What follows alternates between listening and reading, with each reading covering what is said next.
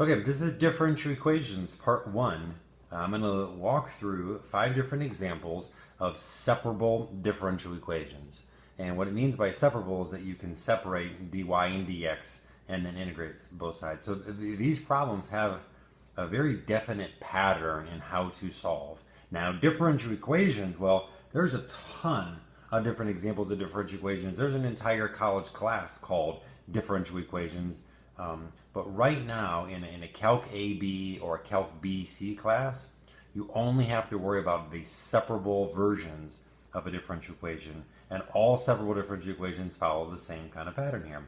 So we're given this differential equation. I guess we have to think about, well, what is a differential equation? What does that mean?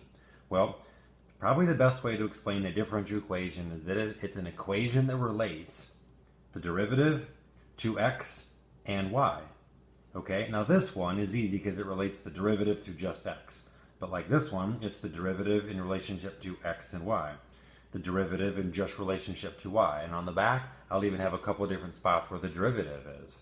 Okay, so it's not always just dy dx equals this. But for the most part, in a Calc AB or a Calc BC AP class, they're going to look like this to start. And they're going to give you some initial conditions. This is y of 1 equals to 3, which means that the point 1 comma 3 exists on the function.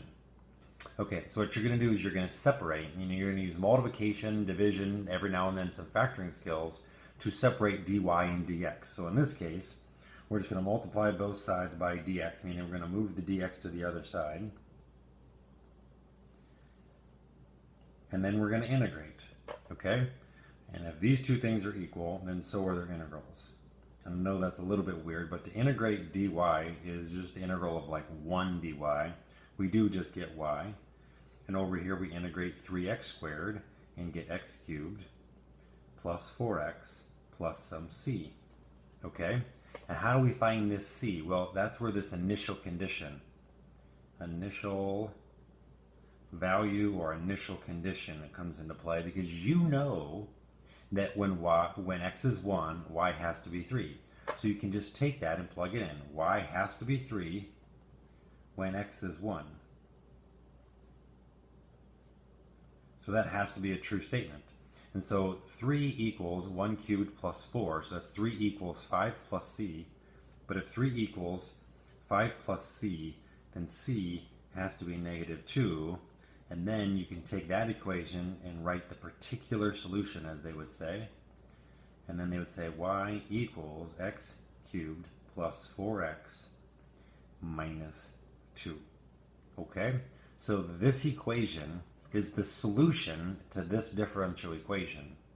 And you could check to make sure that this initial point still works, meaning plug in 1 and make sure you get 3, right? That point has to be on this curve and this function. Okay, and when we get done, we'll go back and even work on checking it. But again, what does it mean to solve a differential equation? It means you came up with a function that satisfies this condition. And we'll go through kind of more at the end. Okay, this next one, we're going to separate and solve. Again, separate. So let's divide by y, multiply by dx, and we've successfully, that's a hard word to say for me, successfully separated y's and x's. Okay, so now we're going to integrate. If those two things are equal, then we can integrate both sides. The integral of dy over y, right, that's a natural log. That's the natural log of y equals the integral of 2x is just x squared plus c. Okay, and you might be wondering, wait a second, why do I have this plus c on only one side of the equation and not both sides? I integrate x and I get a plus c, what about y? Well, if you put a plus c over here and then you put another plus constant over here, you could just subtract that constant over here, and really a constant minus another constant, well, that's just a constant. So it's really unnecessary to put a plus c on both sides. This plus c will work with this initial condition. Okay, and now we know that when x is 2, y is 1, so we just plug those in. The natural log of 1 equals 2 squared plus c. The natural log of 1 is 0, so that's 0 equals 4 plus c. So c must equal negative 4. So then you can come back to that original, my bad. I actually never even solved for y yet, but we do know what c is. So this is the natural log of y equals x squared minus 4. Now we do have a little more work to do. Over here we actually had a nice easy just y equals, and so when we found c we kind of were just done. Here we knew that the natural log of y equals x squared plus c. We found c, plug it in, and now we still need to solve for y, but that's pretty easy because we can exponentiate both sides, meaning if those two things are equal, we can raise both of them as the power to e. So e to that still must equal e to that, but e to the natural log of y is just y, right? The exponential and the logarithm are inverse functions of each other. And then this is our answer. Okay? Y equals e to the x squared minus 4. And again, if you want to plug in the initial condition to make sure you didn't mess anything up, you could plug in 2 for x. 2 squared is 4. 4 minus 4 is 0. E to the 0 is 1. Boom. I got back what I'm supposed to get. Okay, let's do this next one. Now this next one, dy dx is equal to 4y, right? There's not even an x in there, but that's okay. We still want to separate, so we're going to move over the y. dy over y equals 4 dx. If those things are equal, so are their integrals.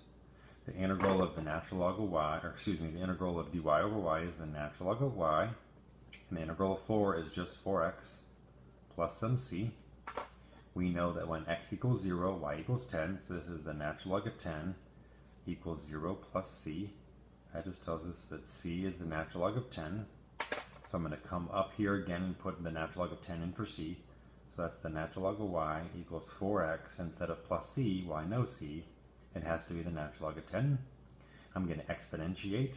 So if those two things are equal, so are they as the power of e. E to the natural log of y is y. And then over here this is e to the 4x. And I'm going to do some algebra here. E to the 4x plus the natural log of 10 is the same thing as e to the 4x times e to the natural log of 10. And again, you have to think about your exponent rules. It's like saying e to the a plus b. That is equal to e to the a times e to the b, which is the same thing as saying like x to the 5th. Pretend a and b are 2. X to the 5th is the same thing as x squared times x cubed. Right? X squared times x cubed. We add the powers to say, well, we have a total of 5 powers. Well, I'm just going in the reverse. I'm taking these two things and I'm separating them. Because why am I separating them? Well, what is then e to the natural log of 10? Well, then that's just 10. So I'm going to bring that out in front and say 10 times e to the 4x, and then I have my solution. And it's an exponential, and hopefully you watch your other video that's going to be titled Exponential Growth and Decay, and you realize, wait a second, this is just exponential growth here. And the rate of change of a function is proportional to the function itself. Boom. Exponential stuff. Okay? Those are the first 3, and now we'll do 2 harder ones that are a little more complicated, but not anything too crazy. So here I have dy dx equals xy plus 2x. I'm like, oh, I have 2 terms now. That sounds a little different than what we've kind of had before, and they both have x's. Well, the first thing you want to think about, if you subtracted that y over, that's a terrible idea. Nothing's going to happen.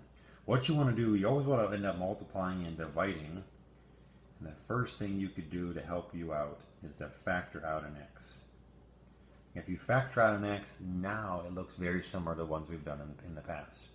So factor an x then allows you to divide by y plus 2 and multiply by dx. And now we actually have them separated. So we've separated x and y. Now we can integrate.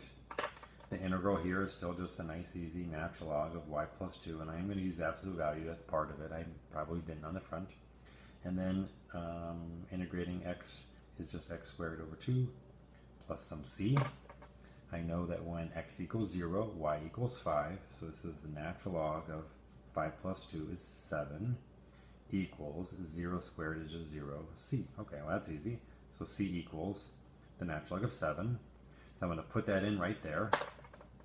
So this is the natural log of y plus 2 equals x squared over 2 plus the natural log of 7. Okay, now I'm going to exponentiate both sides. If those things are equal, they're equal as the exponential. E to the natural log of y plus 2 is just y plus 2. I'm going to drop the absolute value because this term is always going to be positive.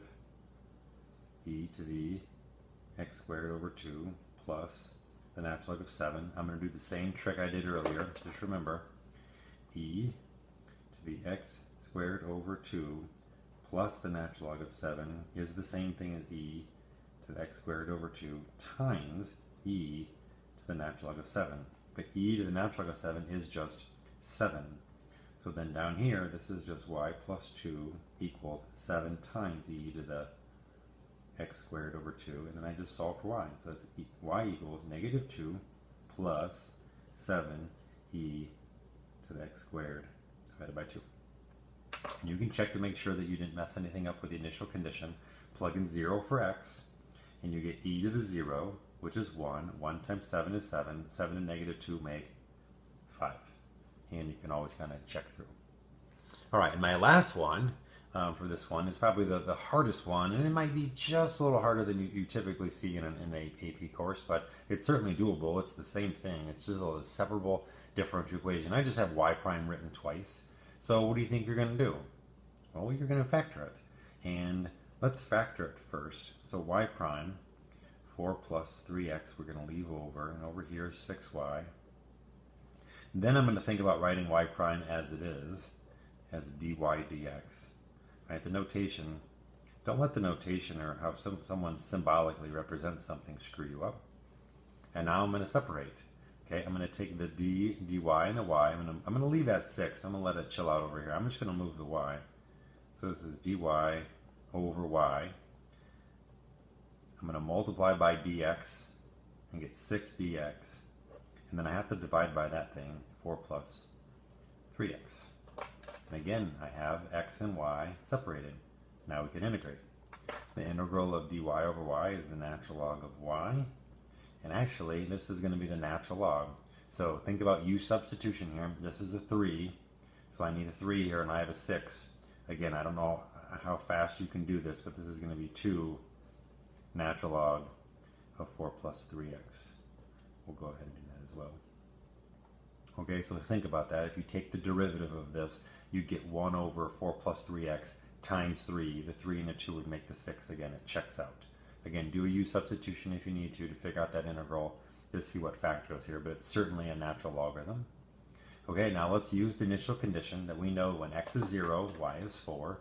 So this is the natural log of 4 equals 2 times the natural log of 4 plus 0. So just full buddy. Where's my c at? Plus c. Plus c. This is natural log of 4 equals 2 times the natural log of 4. So that means c must equal negative natural log of 4, right? And this is just 1 and 2. If I subtract it over, I get c equals negative natural log of 4. Okay, so now I put that in for c. So I take the same equation and I rewrite it. The natural log of y equals 2 times the natural log of 4 plus 3x. And instead of c, I know c is negative natural log of 4.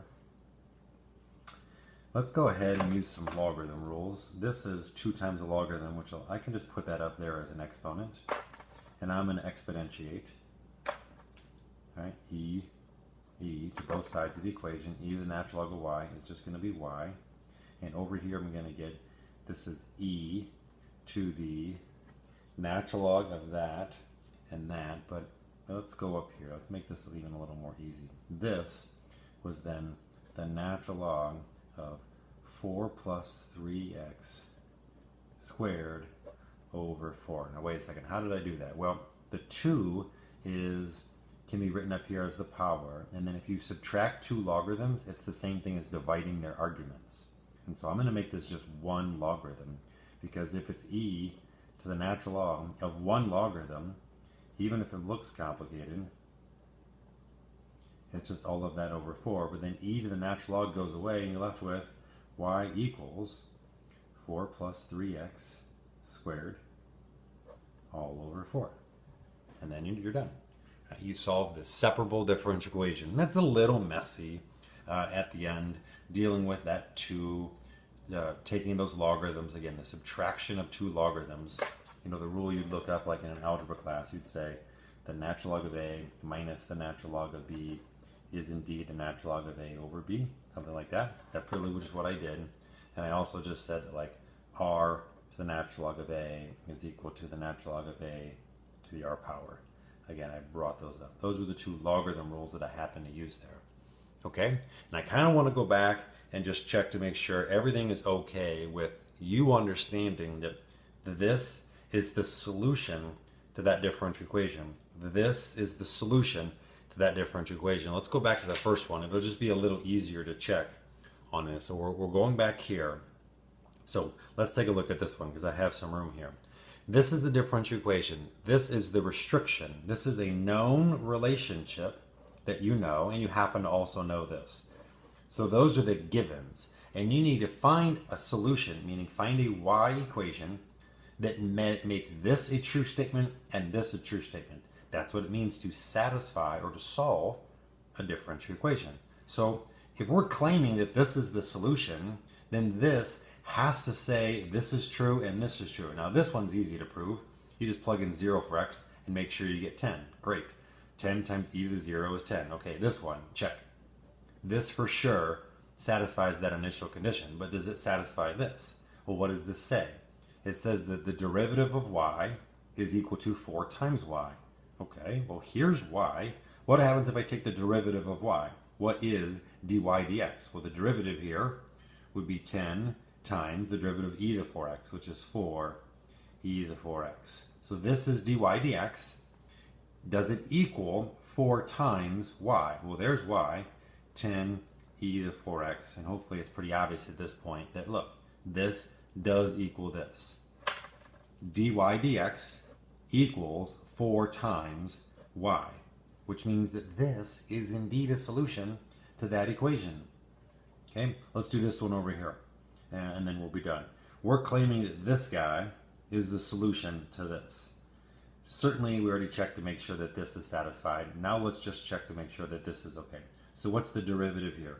The derivative of e to the x squared minus 4 is 2x e to the x squared minus 4. And we're claiming that the derivative equals 2x times y, where y is e to the x squared minus 4. And hopefully you can see that, of course, this satisfies this differential equation and that given solution, or given initial value, which means this is the solution to that differential equation.